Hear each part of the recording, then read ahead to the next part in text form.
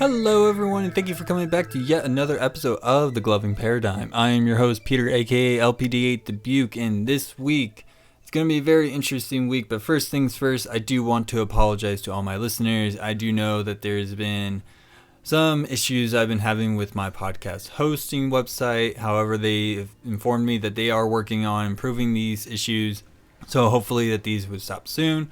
However, I am working on my efforts to improve things on my end so that way we can maintain the consistency of trying to post every Monday. Other than that, I just wanted to get that out of the way so you guys know what's kind of going on.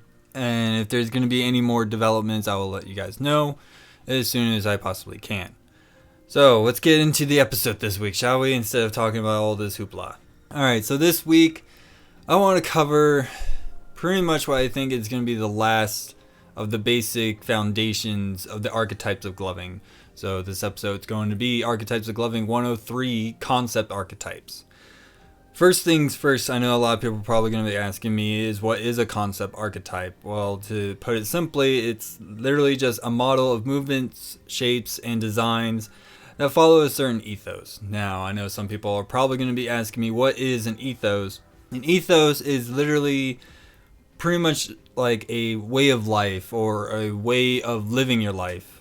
From my experience, there's a thing in the army called the warrior's ethos, which has 4 main points from the soldier's creed, and it's the same mindset that you should have when you're serving in the military. I'm not going to go into whole huge detail about that. I just kind of want to expound on where my experience of the term ethos comes from. So when it comes to an ethos, it depends on the concept that you are working on. And I actually wrote up a pretty hefty list of concepts that are out there. And I actually have a couple of concepts that are not really popular, but I wish they would be.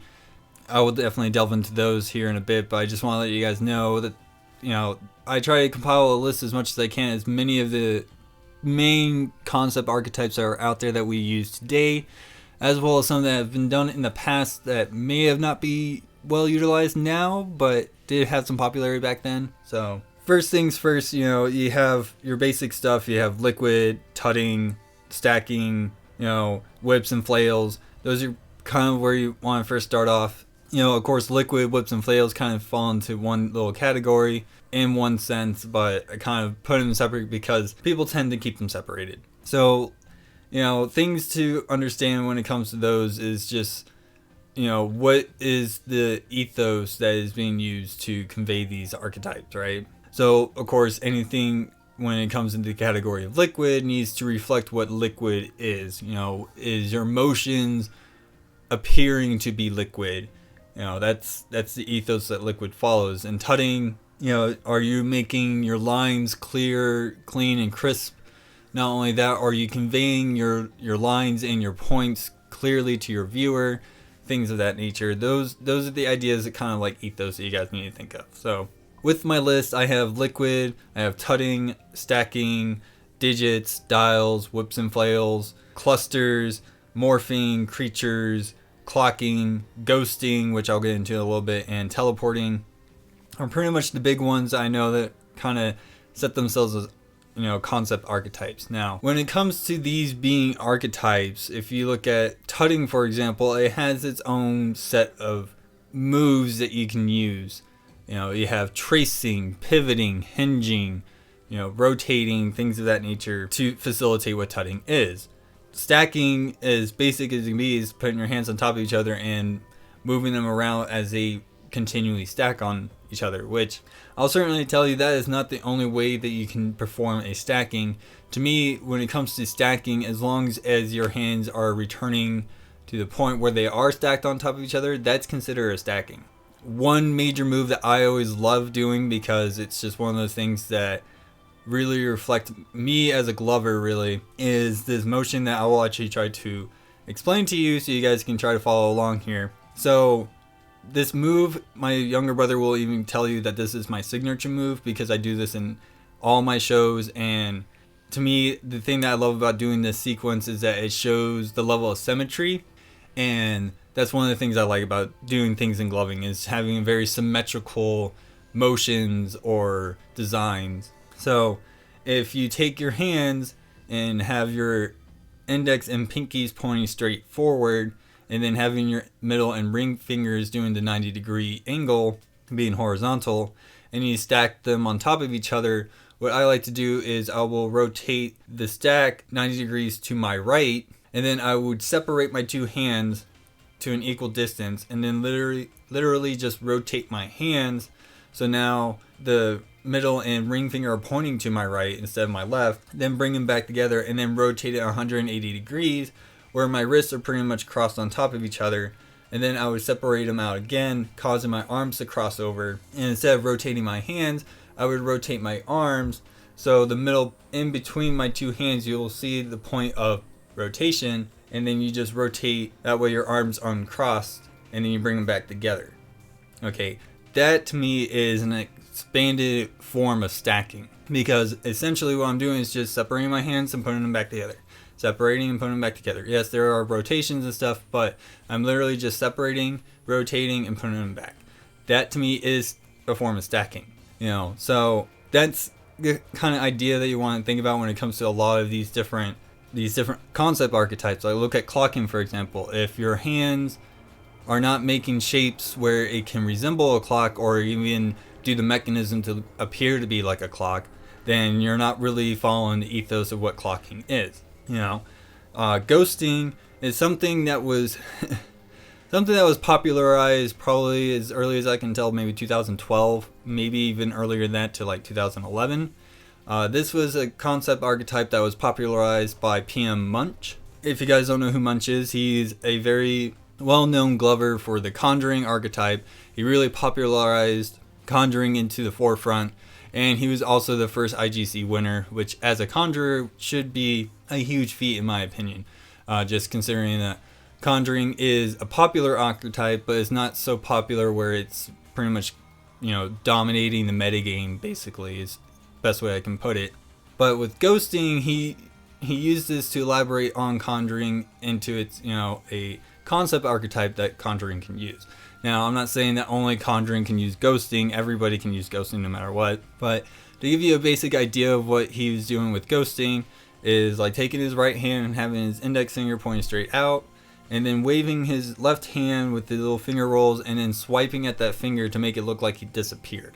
One of the things that I like what Munch likes to do is take ideas and techniques from magic tricks and incorporate them into gloving. And of course, doing that with conjuring really pushes it into its own type of archetype, really. So when it comes to ghosting, he did make a video about it. I'm going to try to make sure I have a link in the description of this episode so you guys have the direction to find that video, so you guys don't have to scour through YouTube to find it. But it's something that most people might consider a dead concept archetype. I remember seeing it around for a good little while during the 2012 era. I saw a good amount of people doing it, even with the standard archetype of gloving, where everyone just turns on their light, does the show, and then walks away. Nothing real fancy.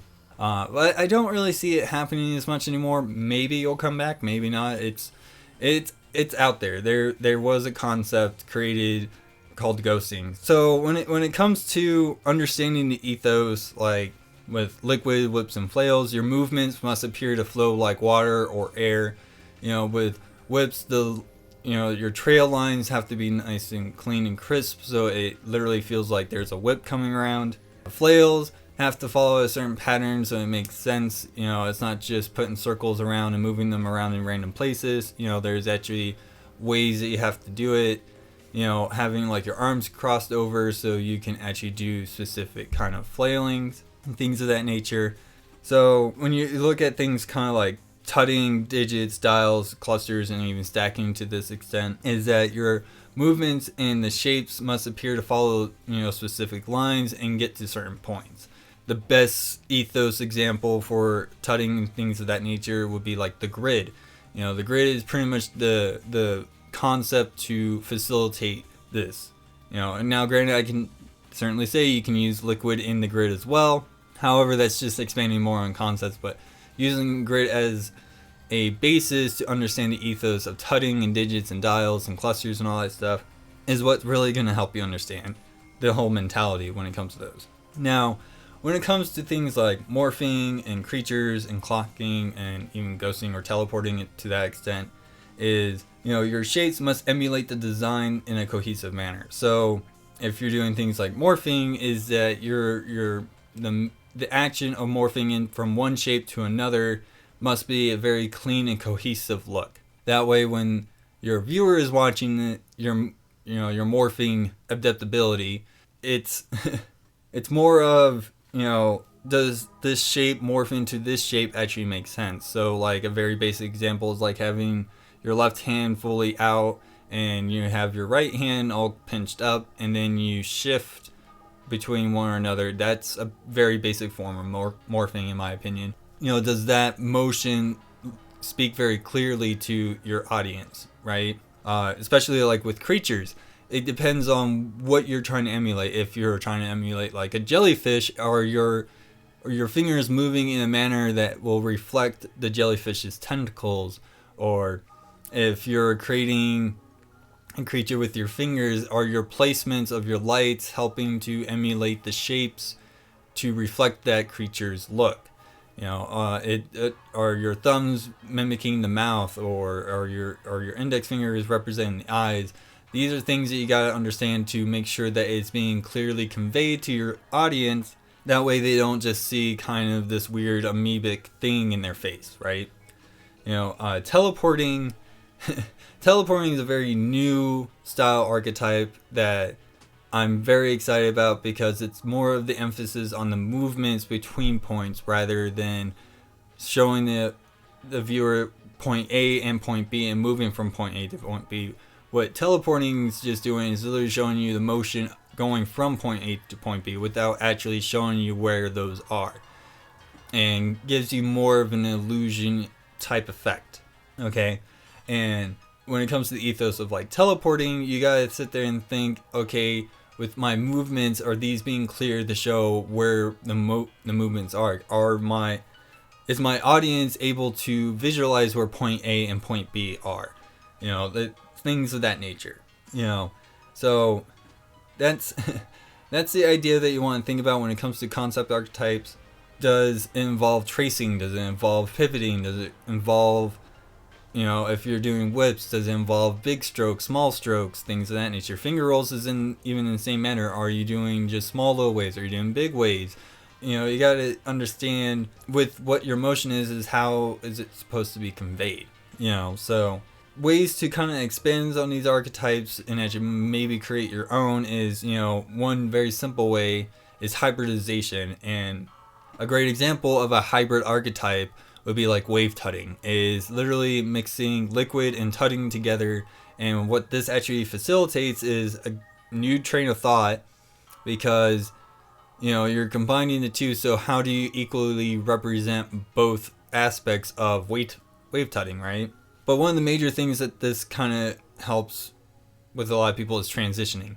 Wave tutting helps you go from tutting to liquid, or liquid to tutting, whichever the case may be, in a more fluid manner that will actually make more sense to your audience. Okay, a great idea that I always like to do is deconstructionist or deconstructionalism, and this idea to help facilitate this idea is, if anyone has ever watched the movie or even read the graphic novel, I will even admit to say read the graphic novel, is much better. In the movie The Watchmen, you learn about Dr. Manhattan's past. And what he talks about in his past is when he was a clock, or more of a watchmaker, and his father would constantly have him take apart and reassemble clocks to understand the ins and outs of how a clock worked, right? And when we talk about watches, these are extremely small, intricate pieces that you have to place in a very specific way. Otherwise, the watch doesn't work. We can actually take this into gloving in the sense of understanding how each concept archetype works. So let's take tutting, for example, okay? The very basic tools or the basic pieces that you need are, let's just restrict it down to just your index and thumb. So you're just doing L shapes with your hands, okay? Well, the first thing that most people are going to do is make a box with those.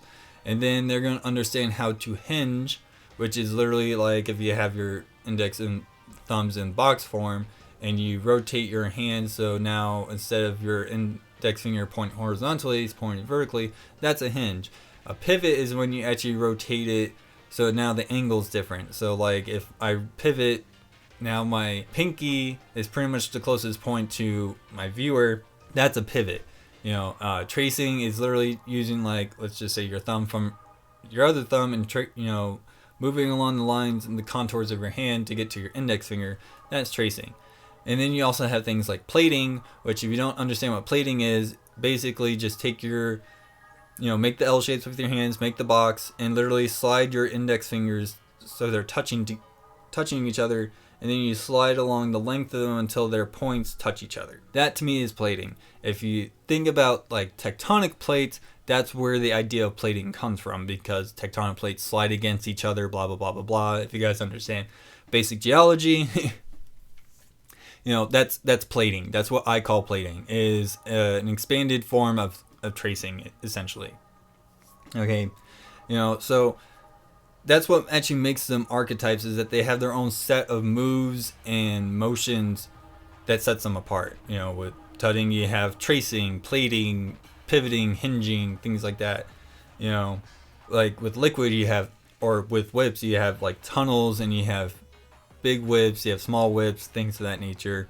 You have all these things. But when it comes to deconstructionalism, you just want to find all the basic parts to this concept. So like I said, with tutting, with like liquids, the most basic form of it would be like finger rolls. Now how do you expand on just a simple finger rolls? Well, you can turn it over, so you're not doing it overhand. You can actually have it in a set where you have your hands a little far apart, and you're literally making the wave motions going in the same direction, kind of like two inchworms following each other. Or you can have them separating, and you can have them going crossing over each other. You can do that underhand, you can do that even vertically, whatever the case may be. Just learning the basic moves and mechanisms of each concept is going to help you facilitate that even further, because you're putting yourself in a situation where you're actually seeing the smallest parts of the concept, and you're literally forcing yourself to try to put it back together. And that's where you're going to start learning new ideas, and even help you with hybridization, because now you can take all the basic parts from two different concepts and basically try to construct something new from it. Okay, so those are the ideas I kind of want to help you guys think about and how to approach these different concepts. Now, I can certainly tell you there are going to be certain concepts that are going to feel like they're just fly right over your head, and I totally get that. I've been in that position myself. I'll certainly tell you, and I've probably told you guys this 1,000 times already, so I'm sure my listeners are tired of hearing this, but one basic concept that was really hard for me to get my mind around for the longest time was tutting. And it was just because I didn't understand the ethos of, tracing, pivoting, and hinging and all that stuff, until somebody actually explained it to me by breaking it down into the smallest parts. And so how this person helped me learn it was literally forcing me to only use my thumbs and index fingers to learn the most basic forms of tutting. And then he would help me learn how to transition from index finger to a pinky finger, to start incorporating the pinky fingers. And once that actually started happening, then everything kind of fell into its place. It just kind of clicked for me. So I definitely understand where a lot of people will have these frustrations when it comes to certain concepts, that they have to sit there and kind of drill it into their head until they get it. I'll certainly say, when it comes to like somebody like me, where I didn't have a lot of people I can actually interact with at times, I forced myself to watch thousands upon thousands of different videos until something finally clicked in my head. And once something actually triggered that kind of inspiration moment, I would roll it back and keep watching that part over and over and over again, because it was that part that made me understand it, which also helped me expand on it. So, you have many different ways of learning these different concept archetypes, and every concept archetype has all three versions of levels. You have beginner, intermediate, and even advanced. Even finger rolling has some advanced stuff that you have to learn if you really want to push it even further. But just different ways that you have to approach when it comes to these concept archetypes, and especially if you want to expand on them. So some of my final thoughts is that when you understand the ethos of a concept, that's when you want to start to break down the concept to its basic parts. And then you definitely want to try to reassemble it together the best way you can, because not only that, you're going to find new avenues to actually explore. Okay, now I will certainly say that I really hope that ghosting actually kind of comes back into prominence, because it is a great idea. It has its own set of, its own flair to it.